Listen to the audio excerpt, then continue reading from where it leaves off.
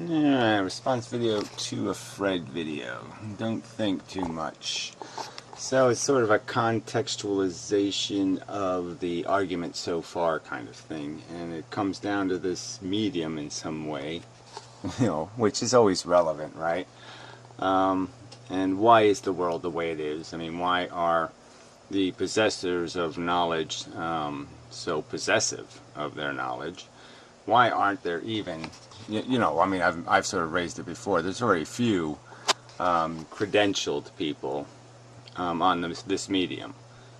Politicians, it doesn't matter what, you can go down the list, but there's certainly no scientists here, very few. And if they're here talking about some other subject than what their profession is, let's say. And certainly the academics aren't here. And because it's, they have to protect their copyright. Is what the argument, the simple argument I would make is that they have no value if they give it away. And also they're vulnerable in this medium, to demonstrating that maybe they don't know what they're talking about. But anyway, I guess I would say that, I'm really cynical. Well, I've become really cynical on authority. I mean, I even up to like 15 years ago, I might have had a lot more respect for authority. I might have thought that presidents actually had to know something about something, that they might have been informed people, or that their staff might have been informed, that somebody might have had had some idea what they were doing, that there was some level of competence built into where people ended up. I certainly thought that about like the judiciary, for example. I mean, I thought these were intellectuals, and through personal experience I found out that they're as anti-intellectual as you could possibly get. They're incredibly ignorant, isolated, insulated, elitist fucknuts. I mean, they're quite literally, I would argue, pathologically insane, many of them. Just for an example, because it's related to the other subject of the tobacco crap with the other assholes that you have to argue with on the internet in this preposterously inane and ugly manner, because it's the internet apparently, and that's what you have to do. Everything has to be done in a retarded, dirty, stinking, smelly, anus way, because that's the lowest common denominator, and everybody gravitates to it. They're forced to it. They're dragged to it by the chabiches of the universe. But anyway, so yeah, I had a federal, a Superior Court judge, right, Harvard graduate. So he's not a minor credentialed person. He's a major credentialed person, a Harvard law degree, right? And he's conducting a case, and he says, I don't have jurisdiction over federal constitutional issues, which was absolute nonsense. All judges, traffic court judges, can listen to somebody when they argue in defense of themselves by a constitutional right, and they can make decisions based on whether a constitutional right has been violated. So he didn't know that fundamental piece of law, and then in the case, okay, so he says he doesn't have jurisdiction over federal law and the federal constitution. So he limits the case to state constitution and state law, and limits the argument to those things. And then, in his decision, reverses himself in his decision. So after he's closed the case to argument, he reverses himself, claims that he does have jurisdiction over federal constitutional issues, but has negated the ability of somebody to make the argument. And you're just saying, how could a Harvard graduate not know you can't do that? But that's absolutely preposterous, that a court judge cannot reverse themselves in the decision over the procedure. I mean, they can't make a procedural reversal in their decision. It's just flatly insane. And you just stand back and say, what did he just do? How does this make any sense? So anyway, I'm just using that as an example. So then you say, well, wow, Harvard graduate doesn't mean shit, apparently. Apparently they'll give a degree to any kind of buffoon or asswipe, as long as he's got a, junior on his name, or the third or something, because he's a fucking idiot. I mean, it's not, and the level of idiocy is This is what he's degreed in. This is the subject he's supposed to know, and he doesn't know it. Imagine what he doesn't know about the stuff that he's not degreed in. I mean, if he could be this stupid in the subject that's supposed to be his expertise, wow, stunning, right? Okay. So another little example would be, I saw Dawkins and that, is it Skinner? I don't know, the animal rights guy. There was a video of them having a conversation. And you're just amazed because this guy is like giving Dawkins the ABCs on the fact that animals are sentient. Like it never occurred to Dawkins that, oh yes, well all the mammals have big giant brains, and that they might be having completely interesting emotional experiences, and that they might be totally invested in their welfare, and their pain and suffering might actually amount to something as significant as his own. And it's like the first thing that was shocking is that it never even occurred to him.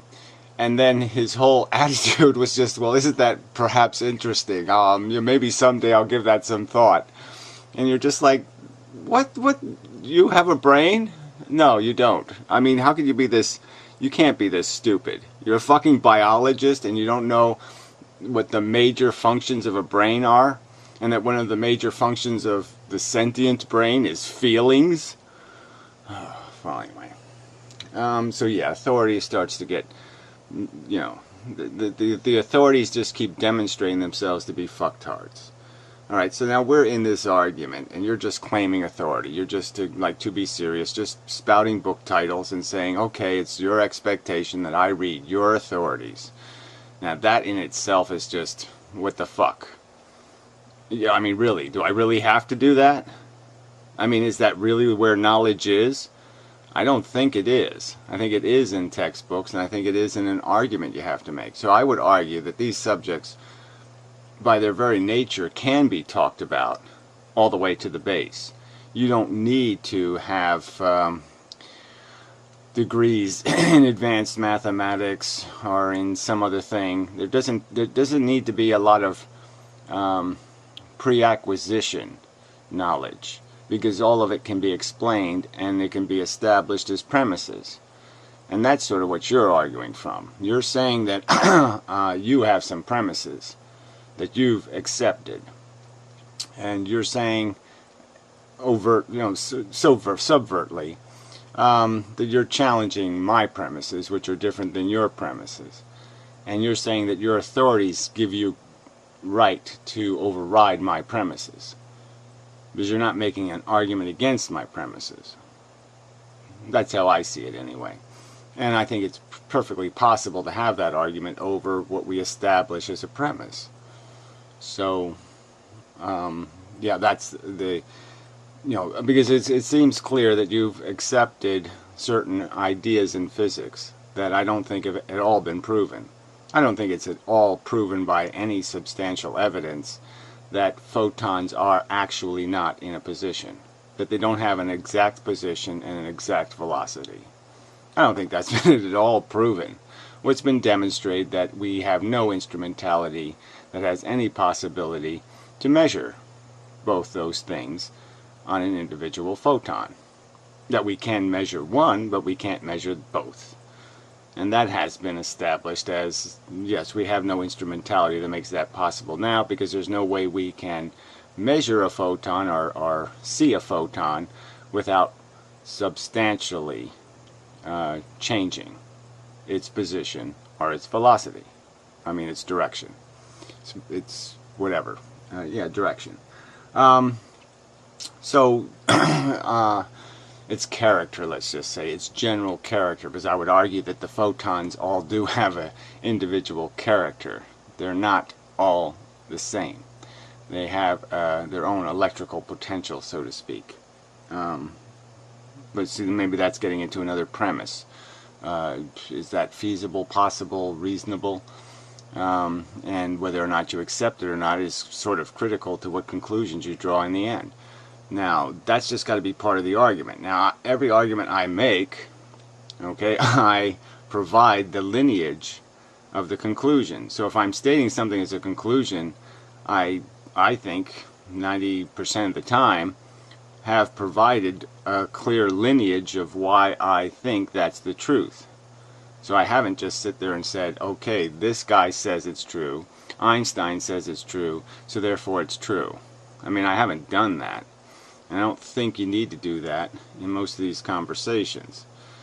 And where it gets a little complicated is, you could have an example like, I mean, obviously some disciplines are much more demanding in terms of having, you can't fuck up. You could argue like programming is almost like that. You can't make a single mistake even in how you spell words in programming. It's little semicolon versus colon. You can't make even minor mistakes. So it's very explicit, and so the language you would use in describing things requires a certain, I mean, even all professional languages are probably like that. Yeah, there's a certain learning curve, so you have to sort of know what a function would be, or a subroutine, or certain basic language to get what somebody's conveying when they say this is the way something works. And so some of that you can't necessarily teach the whole subject, but the subject is probably there to be taught somewhere in all this interconnected crap. You could probably find some explanation rather than an authority. Yeah. But again, that's a subject where it doesn't really matter. There's no truth value to what's being stated, and there's no necessity in terms of some critical thing that needs to be understood.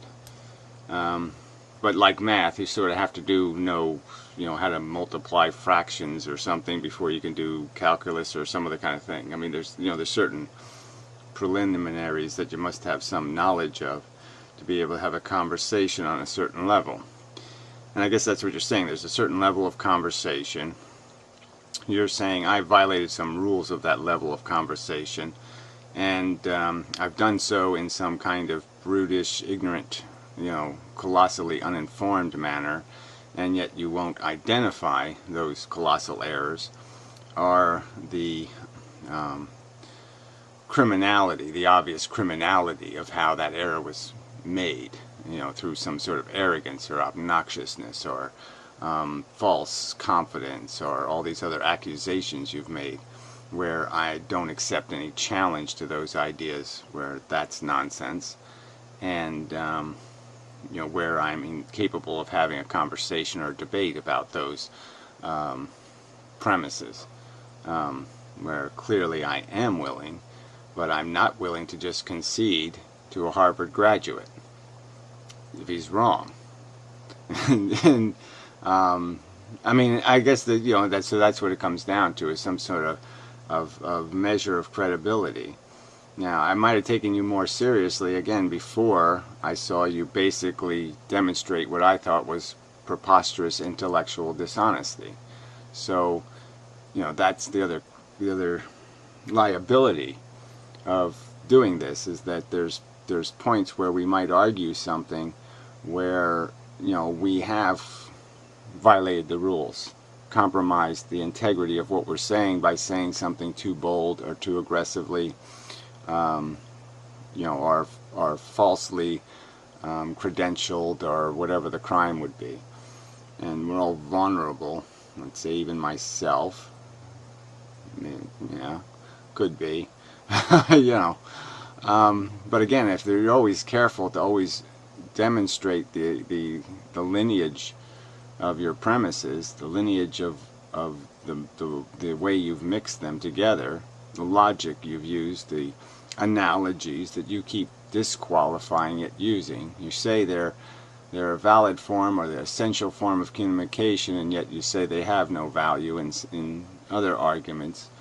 And in my opinion, they're incredibly useful in modeling.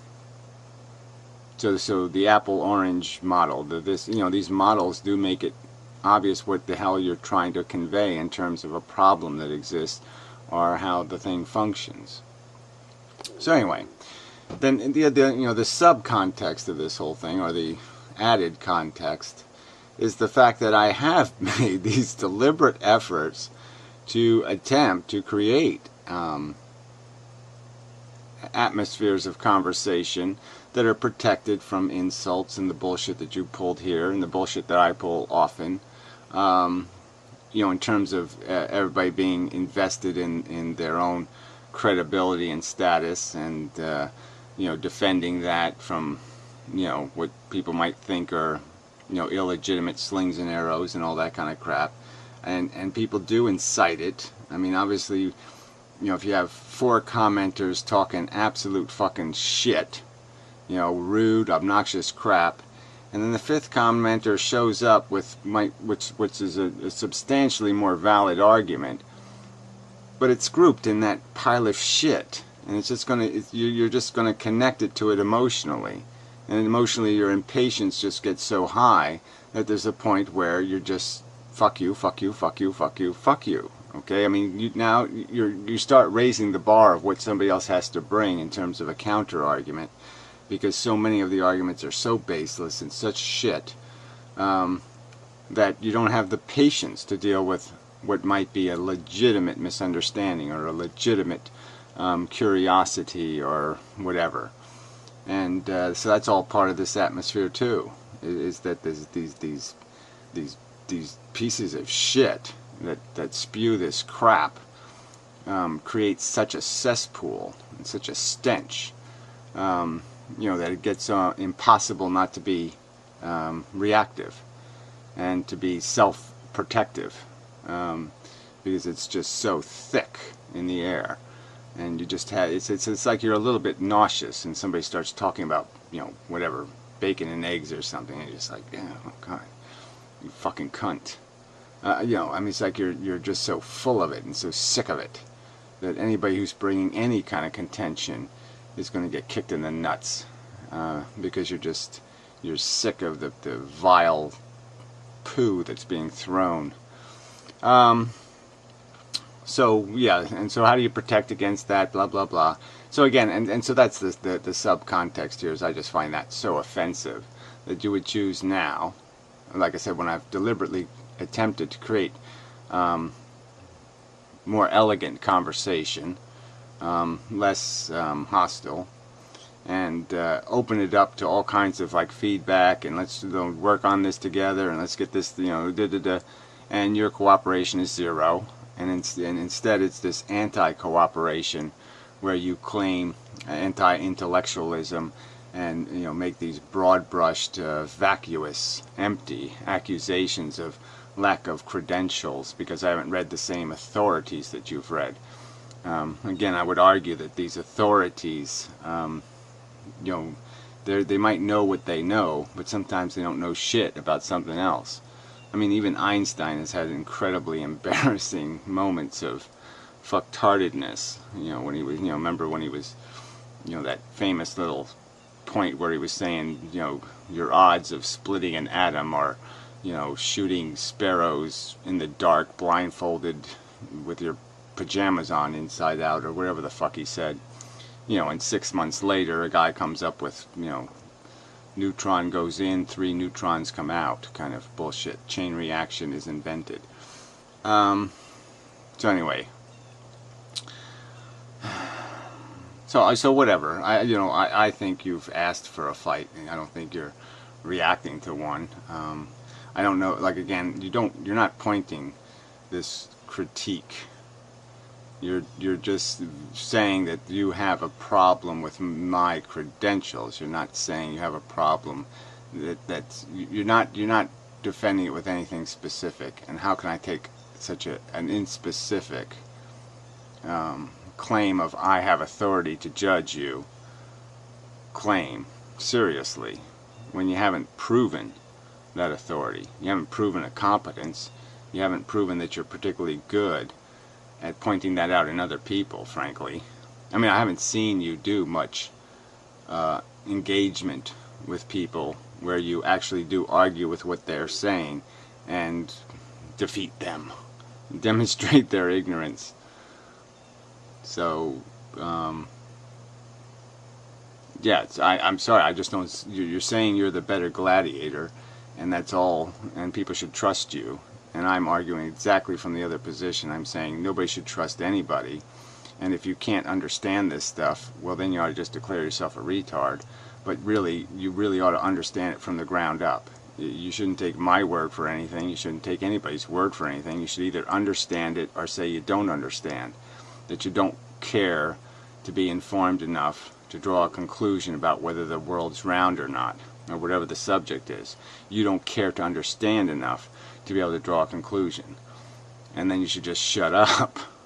You know, I don't see any point in you saying, I'm going to vote for this guy or I'm going to vote for that guy, when you don't understand the subject. It's like the voters, you know, they don't understand the policy, they don't understand shit. They just vote for a guy because he looks good, or he doesn't have a beard, or he doesn't have them squirrely eyes. I mean, absolute bullshit decides who they choose, because they have absolutely no competence, have no understanding of anything, political or social or economic or whatever the thing is. They don't care to understand any of the foundational shit, and yet they will opine on who's in authority. Yeah, so that's bullshit. I mean, some of that you have to do in life. I mean, there's just no way to get around it, right? You have to pick like you were saying, a mechanic, or you have to pick a doctor, you have to pick something, and there's no way you can test them in some real way, so you have to make a judgment based on some impression, and that sucks. But you can certainly find out pretty quickly, you know, whether their credentials mean anything. So anyway, but yeah, you know, I find it rather tedious to have to defend any aspect of my personality or any aspect of my credentials when all the arguments I make are ground up arguments,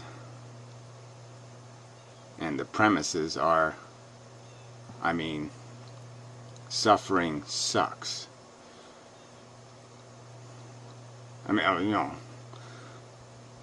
I have to defend that premise, and it seems I only have to defend it when somebody doesn't like the conclusion I'm drawing. Then they go back to the sources and say, oh, okay, yes, that's where you're wrong. That suffering sucks thing is bullshit. So that's the evasion part of it, right? They don't, the premise that suffering sucks is fine when they're talking about the stuff they're using suffering sucks to defend. But as soon as the argument is against what they think, and a fundamental key component is the idea that suffering does in fact suck, now all of a sudden they're going to, because they can't attack any of the logic on top of the premise of suffering sucks, now they'll attack the premise. And that happens all the time on YouTube. But anyway, alright, so yeah, my advice to you is make a better argument, more specific argument. Shut the fuck up.